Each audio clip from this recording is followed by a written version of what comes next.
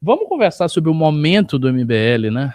Que é o meu interesse aqui desse news. Eu acho que a gente está num momento muito precioso. Tá sumindo toda hora. Agora tá, ok. Várias coisas estão acontecendo de bom pra gente. A primeira coisa tá muito claro que agora a campanha do Renan começou de fato a deslanchar.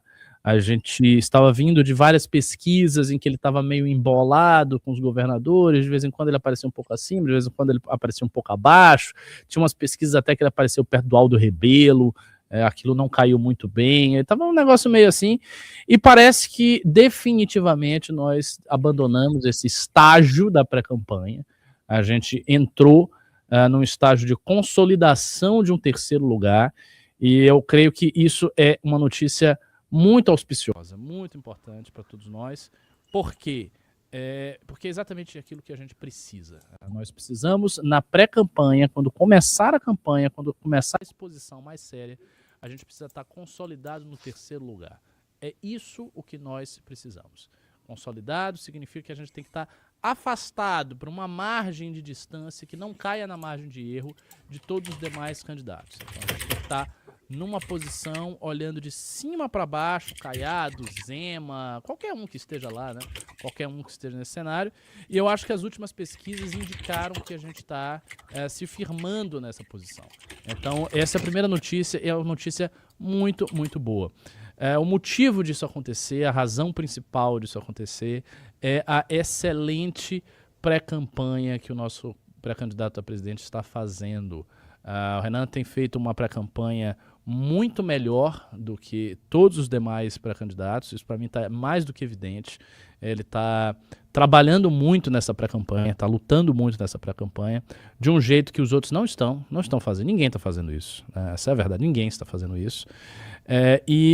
Ele fazer isso a essa altura do campeonato, com uma distância de vários meses da eleição, nos coloca numa posição diferenciada no meio do jogo. Veja, a gente não pode esquecer que quando for ter a campanha, nós vamos enfrentar o poderio econômico de partidos que tenham acesso a muitos milhões no fundo partidário.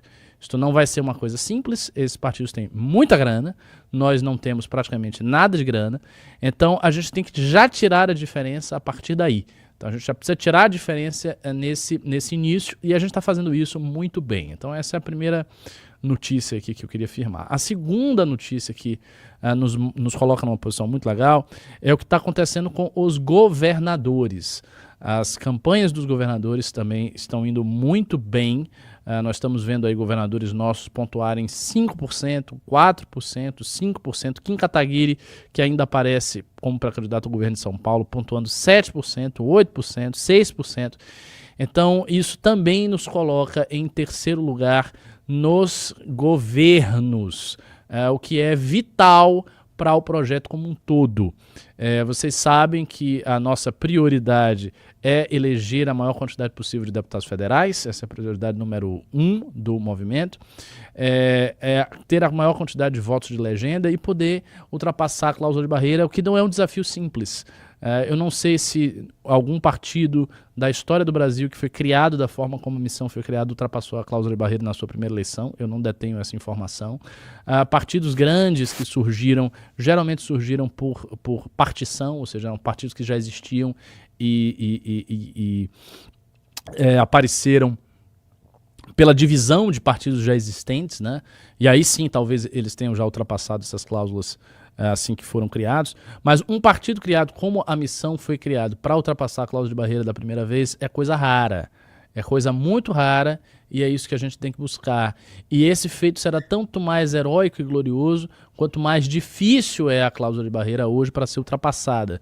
Nós estamos falando aí de uma cláusula que é hoje muito alta, salvo engano são 13 deputados federais ou 2,5% de votos em 9 colégios eleitorais e totalizando também 2 milhões ou 2,5 milhões de votos, 2,5 milhões de votos em todo o Brasil. É muito voto, mas eu digo a vocês com muita sinceridade, com muita confiança, do jeito que a pré-campanha do Renan está se desenvolvendo, se ele conseguir manter um ritmo de crescimento regular, um ritmo de crescimento consistente, É possível sim, é possível fazer isso e é possível, portanto, tornar já na primeira eleição a Missão um partido perfeitamente competitivo com todos os outros partidos que estão aí disputando eleições no Brasil.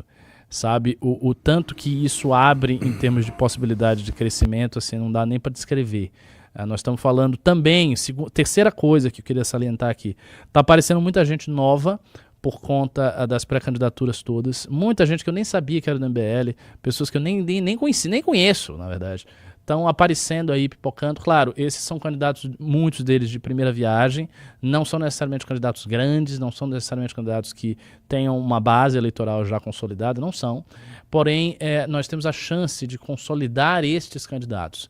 Eu creio que essa eleição em 2026 será uma eleição de teste para muita gente. Muita gente está sendo testado, sabe? Eu tenho conversado muito com minha amiga Glenda, eu gosto muito dela e estou meio associado à pré-campanha dela. E eu sempre falo com ela, olha, essa eleição é uma eleição de teste. Todo mundo está aí sendo testado. Todos os pré-candidatos vão ser testados para valer agora. A gente vai ver quem é quem tem voto, quem não tem, quem consegue fazer campanha, quem não consegue. E isso será determinante, certamente, para a gente dar mais atenção a esses candidatos. Por hora, nós temos pouca gente que já teve eleição. A gente tem aqui em São Paulo, Guto Zacarias, Kim Kataguiri, Renato Batista, são pessoas que já vieram de eleição, Macris, que já veio de eleição, algumas pessoas que já fizeram, sabe, já tiveram aí no pleito, mas é muito pouco, né? A maior parte dos nossos candidatos são candidatos de primeira viagem. Assim, eu diria que 99% dos nossos candidatos são candidatos de primeira viagem. Então, essa eleição é que vai definir se esses candidatos são bons ou não. Se eles têm apelo, se eles sabem fazer militância, se eles sabem fazer eleição, se eles sabem fazer campanha. É isso que a gente quer ver. E eu acho que esse é o momento. Essa é a terceira coisa. E a quarta coisa, nós estamos também no momento que o bolsonarismo não está bem. Flávio Bolsonaro cometeu um grande erro naquela votação desastrosa a favor da lei da misoginia.